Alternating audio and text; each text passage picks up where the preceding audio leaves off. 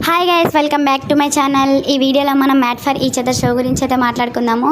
So ఈ వారం వచ్చేసరికి మనకి సంధ్య అండ్ బిట్టు అయితే ఎలిమినేషన్ అయిపోయారు. సో ఇది వచ్చేసరికి చాలా అన్ఫేర్ ఎలిమినేషన్ అనే చెప్పుకోవచ్చు. వాళ్ళు ఎలిమినేషన్ అయిపోయేంత లీస్ట్ స్కోర్ అయితే వాళ్ళకి లేదు. మనకి ఎప్పుడు ఎలిమినేషన్ ఎలా జరిగిద్ది అంటే, సో ఆ వారం అంతా వాళ్ళకి స్కోర్ ఎంత ఉంది అనేసి జడ్జెస్ వస్తారు కదా. సో సండే వాళ్ళ స్కోర్ ఎంత ఉంటుందో చూసిన తర్వాత జడ్జెస్ కొన్ని పాయింట్స్ ఇస్తారు. సో లాస్ట్ 2 ఎవరు ఉంటారో వాళ్ళిద్దరికి గేమ్స్ అనేది పెట్టి ఎలిమినేషన్ చేస్తారు. బట్ సంధ్య బిట్టు ఎలిమినేషన్ రౌండ్కి వచ్చేంత స్కోర్ అయితే వాళ్ళది కాదు. సో ఇది టీఆర్పీల కోసం వాటి కోసం అయితే వీళ్ళనైతే ఎలిమినేషన్ చేశారు.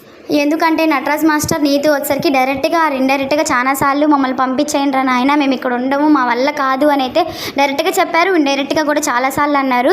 కానీ made for each other team అయితే వాళ్ళని సేవ్ చేస్తూనే వస్తుంది. ఎందుకంటే టీఆర్పీ రావాలి కదా. సో నటరాజ్ మాస్టర్ ఏంటంటే అందరితో ఎక్కువ గొడవలు పడతాడు. సో దానివల్ల టీఆర్పీ వస్తుందని అయితే వీళ్ళని సేవ్ చేస్తూ వస్తున్నారు. బట్ సంధ్య అండ్ బిట్టు వచ్చేసరికి ఎలిమినేషన్ అయిపోయారు. చాలా బాధగా ఉంది. సో వాళ్ళు ఉన్న నాళ్ళు వాళ్ళ 100% ఎఫెక్ట్స్ అయితే వాళ్ళు బాగానే పెట్టారు. ఇంకొన్ని రోజులు ఉంటే బాగుండేది. సో ఈ జోడీ అయితే టాప్ 5కి వచ్చే జోడీ అని నాకు అనిపిస్తుంది. అండ్ వాళ్ళ ఎలిమినేషన్పై మీరేమనుకుంటున్నారు అనేది కింద కామెంట్ సెక్షన్లో కామెంట్ చేయండి. అండ్ ఇంకొకటి, నిన్నటి నుంచి మ్యాట్ ఫర్ ఈచ్ అదర్ షోలో మనకి ఓటింగ్ అనేది స్టార్ట్ చేశారు. సో మీ ఫేవరెట్ జోడీకి ఓటేసుకోవాలంటే వేసుకోండి. అండ్ ఇంకొకటి, ఇది వచ్చేసరికి మనకి టాప్ 5 ఉన్నప్పుడు ఓటింగ్ ఆర్డర్ పెట్టుంటే బాగుండేది. మనకి అందరికీ తెలిసిపోయింది నెక్స్ట్ ఎవరు ఎలిమినేషన్ అవుతారు, తర్వాత డబుల్ వీక్ ఎలిమినేషన్ ఎవరు, వైల్డ్ కార్డ్ ఎంట్రీ, నెక్స్ట్ ఇప్పుడు ఆల్రెడీ ఒక వైల్డ్ కార్డ్ ఎంట్రీ వచ్చినారు కదా. సో ఇంకొకళ్ళు ఎవరు వైల్డ్ కార్డ్ ఎంట్రీ, అవన్నీ మనకు ఆల్రెడీ తెలిసాయి. కాబట్టి టాప్ 5 ఉన్నప్పుడు మనకి ఇంకా ఫినాలే షూట్ ఒకటే కంప్లీట్ అవ్వాల్సింది ఉంది. అంతా అయిపోయింది.